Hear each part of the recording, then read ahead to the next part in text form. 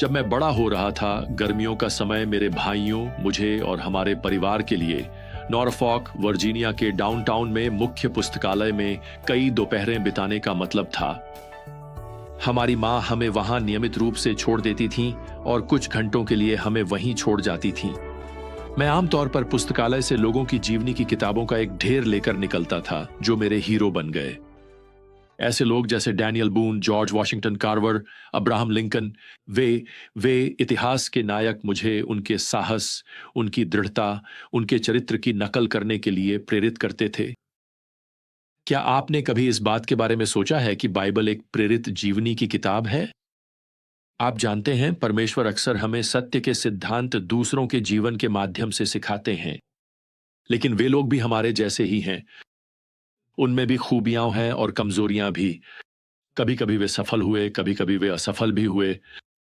अब हमारी ज्ञान यात्रा इब्रानियों 11 के बंदरगाह में प्रवेश कर रही है, और ऐसा लगता है जैसे परमेश्वर की आत्मा ने जितनी संभव हो उतनी जीवनी को सबसे कम स्थान में समेट दिया है। लेकिन उसका उद्देश्य स्पष्ट है। परमेश्वर चाहता है कि हम इन विश्वास से भरे जीवन की नकल करने के लिए प्रेरित हों। अब मैं यहां संदर्भ का बस उल्लेख करना चाहता हूं। अध्याय 10 इस बात के साथ समाप्त होता है कि लेखक अपने यहूदी मसीही पाठकों पर विश्वास व्यक्त करता है, जो मसीह में अपने विश्वास से समझौता करने और यहूदी धर्म में लौटने के लिए जबरदस्त दबाव में हैं। लेखक ने अभी अभी उन्हें अपनी इस मान्यता से प्रोत्साहित किया है, जो उसने यहां पद 29 में लिखी है, कि वे पीछे हटने वालों में से नहीं हैं, बल्कि विश्वास रखने वालों में से हैं। वह किसी कोच की तरह लगते हैं, जो अपनी टीम को साइडलाइन से चिल्लाकर कह रहा हो, तुम कर सकते हो, इस विश्वास की दौड़ को जारी रखो। अब हमारे पास यहां अध्याय 11 में सबसे पहली चीज है विश्वास की एक व्याख्या। पद 1 में लिखा है, अब विश्वास उन बातों का निश्चय है जिनकी आशा की जाती है, और उन बातों का प्रमाण है जो देखी नहीं जाती। वैसे यह विश्वास की कोई औपचारिक परिभाषा नहीं है, बल्कि यह वास्तव में उस बात की कार्यात्मक परिभाषा है कि विश्वास करता क्या है। विश्वास हमारी आशा के लिए एक आधार प्रदान करता है। यहां जो शब्द आश्वासन के लिए है, उसे आत्मविश्वास या सार या वास्तविकता के रूप में अनुवादित किया जा सकता है। मूल ग्रीक शब्द है हुपोस्टासिस, जो शाब्दिक रूप से उस चीज को दर्शाता है जो नीचे खड़ी होकर सहारा देती है। तो आपका विश्वास वह नींव है जो आपकी आशा को सहारा देता है। आपकी आशा आपके विश्वास पर टिकी होती है। और आपकी आशा क्या है?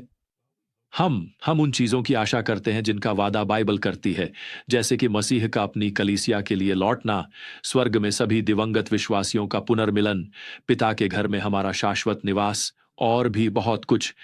तो विश्वास हमें परमेश्वर के वादों में आत्मविश्वास देता है। अब लेखक यहां लिखता है कि विश्वास हमारे भीतर अदृश्य चीजों का दृढ़ विश्वास भी उत्पन्न करता है। दूसरे शब्दों में, यह आपका विश्वास है जो यह निश्चितता उत्पन्न करता है कि अदृश्य चीजें वास्तव में अस्तित्व में हैं। क्या आपने कभी परमेश्वर को देखा है? क्या आपने मसीह को अपने पापों के लिए क्रूस पर मरते हुए देखा है? क्या आपने यीशु को कब्र से जी उठते हुए देखा है? क्या आपने कभी शैतान या उन दुष्ट आत्माओं को देखा है जो ऊंचे स्थानों में लड़ते हैं? नहीं, आपने इनमें से कुछ भी नहीं देखा, लेकिन आप इन सभी बातों को लेकर आश्वस्त हैं, क्योंकि परमेश्वर और उसके वचन में आपका विश्वास आपके भीतर वह निश्चितता उत्पन्न करता है। खैर, छठी आयत हमें एक और उत्तर देती है। वह लिखता है, और विश्वास के बिना उसे प्रसन्न करना असंभव है, क्योंकि जो कोई परमेश्वर के पास आना चाहता है, उसे विश्वास करना चाहिए कि वह है, और वह अपने खोजने वालों को प्रतिफल देता है।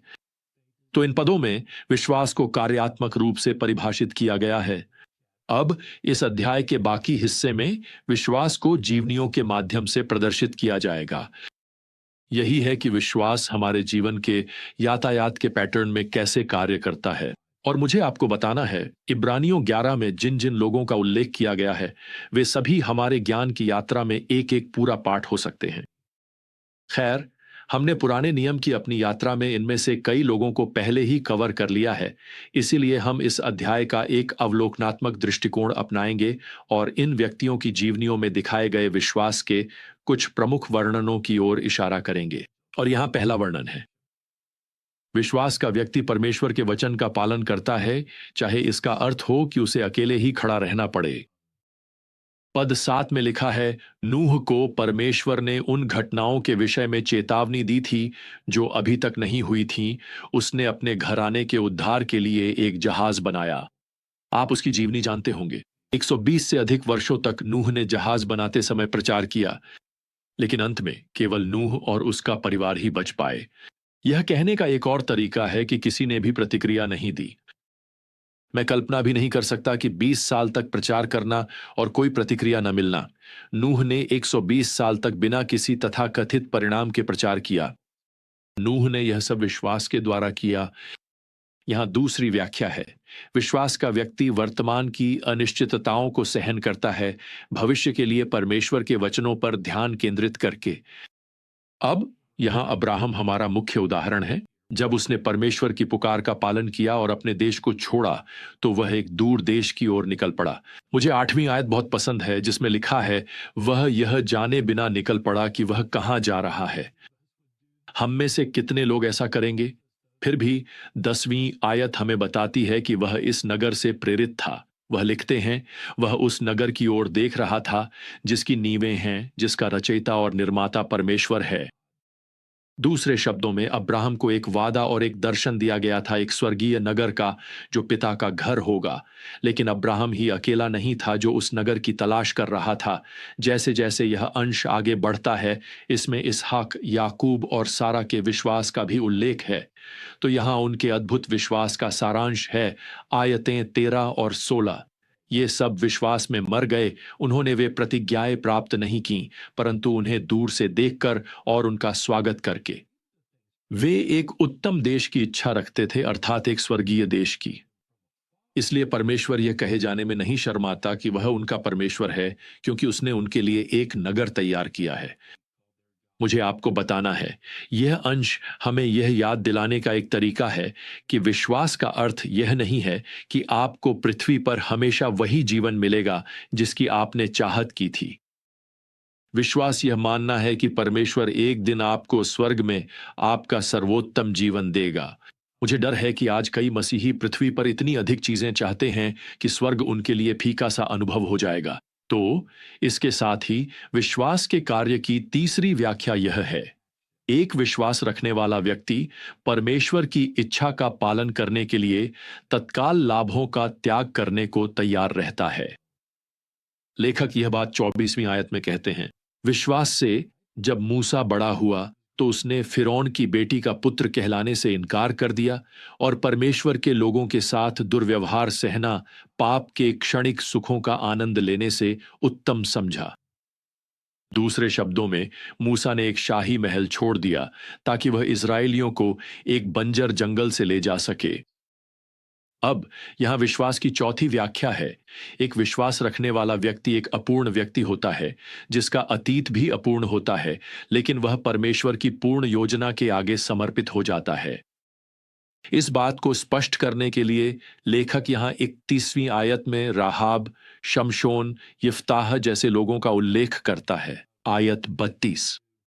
राहाब एक वेश्या थी, इससे पहले कि परमेश्वर ने उसके जीवन में हस्तक्षेप किया। शमशोन ने कभी अपनी अनैतिक वासना पर विजय नहीं पाई। यिफ्ताह वह व्यक्ति था जिसे आज हम गैंगस्टर या अपराधी कहेंगे, लेकिन परमेश्वर ने इन सभी का उपयोग किया क्योंकि उन्होंने इस्राएल राष्ट्र के लिए परमेश्वर की योजनाओं पर विश्वास किया। अब यहां 5वीं व्याख्या है, एक विश्वास रखने वाला व्यक्ति अपनी व्यक्तिगत कमजोरियों के लिए बहाने नहीं बनाता और परमेश्वर की शक्ति पर भरोसा करता है। यहां आयत 33 में लिखा है, विश्वास के द्वारा उन्होंने राज्यों को जीत लिया, न्याय को स्थापित किया, प्रतिज्ञाएं प्राप्त की, सिंहों के मुंह बंद किए, आग की शक्ति को बुझाया, तलवार की धार से बच निकले, कमजोरी में बलवान बने, युद्ध में शक्तिशाली हो गए। यह सब, प्रियजनों, यह कहने का एक और तरीका है कि परमेश्वर अक्सर कमजोर और डरपोक लोगों को अपनी सामर्थ्य योजना पूरी करने के लिए सामर्थ्य देता है। मैंने आपको पहले भी इस यात्रा में बताया है कि चीन के महान मिशनरी हडसन टेलर ने अपने जीवन के उत्तरार्ध में एक बार कहा था कि परमेश्वर ने उन्हें बहुत अधिक उपयोग किया, केवल इसलिए क्योंकि वे परमेश्वर के उपयोग के लिए पर्याप्त कमजोर और छोटे थे।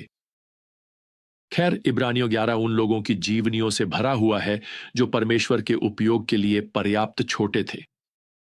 अब यह अध्याय यथार्थवादी है ना? यहां विश्वास के कार्य में एक और विवरण है। एक विश्वास रखने वाला व्यक्ति परमेश्वर के साथ चलने के लिए तैयार रहता है, भले ही उसका विश्वास जीवन में कष्ट, पीड़ा और हानि लेकर आए।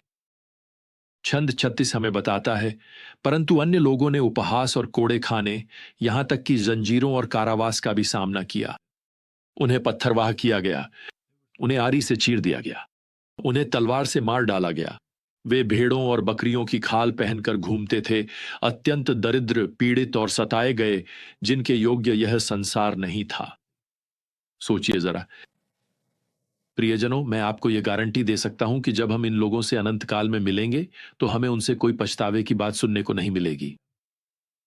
वे इस बात से रोमांचित होंगे कि उन्होंने परमेश्वर की योजना के अनुसार अपने विश्वास की दौड़ को पूरा करते हुए उसकी सेवा की। आज हमारे लिए, जब हम पृथ्वी पर जी रहे हैं, सबसे महत्वपूर्ण यह है कि हम स्वर्ग में सबसे अधिक मायने रखने वाली बात के लिए जिएं। आइए हम परमेश्वर की सामर्थ्य और योजना में विश्वास और भरोसा दिखाएं, चाहे पृथ्वी पर हमारे साथ परमेश्वर की योजना के अनुसार कुछ भी घटित हो। तो अगली बार तक प्रियजनों, प्रभु यीशु मसीह का अनुग्रह, परमेश्वर का प्रेम और पवित्र आत्मा की संगति आप सभी के साथ बनी रहे। आमीन।